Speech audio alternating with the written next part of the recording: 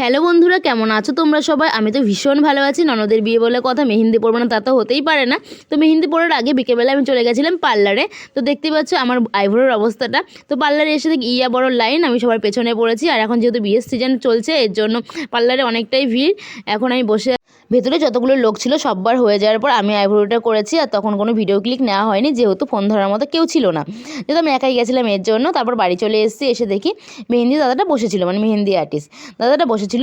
আমার বর বললো কোথায় আছো? আমি বললাম তো বাড়িতে নেই। বলছি মেহেন্দি পড়ানোর জন্য কিন্তু লোক চলে গেছে তোমাদের বাড়িতে, তাড়াতাড়ি বাড়ি যাও। আমি বললাম ঠিক আছে যাচ্ছি।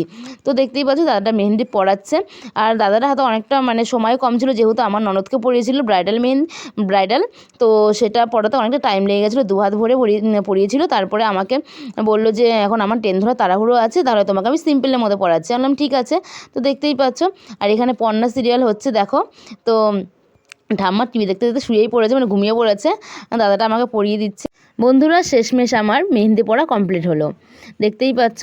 তো দু হাত ভরেই পড়েছি, ওপরের দিকটা পুরোটাই সিম্পলভাবে পরিয়ে দিয়েছে, লাল বর্ডারের মধ্যে কালো মেহেন্দি, এরকম কিছু বলছিল আমাকে যে ভালোই লাগবে দেখবে, পুরো নিউ ডিজাইন। আমি বললাম ঠিক আছে, কারণ আমার কোনো ছিল না যে তুমি যেরকম খুশি সেরকম পড়ো, আমার কোনো অসুবিধা নেই।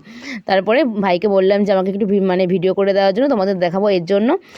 আর অলরেডি তো ভ্লগ চলেই এসেছে, ননদের বিয়ের ভ্লগ খুব তাড়াতাড়ি আসবে, অবশ্যই তোমরা দেখো। ভালো লাগলে লাইক কমেন্ট শেয়ার করে দিও, নতুন বন্ধু চ্যানেলটি সাবস্ক্রাইব করে রেখো। টাটা সবাইকে।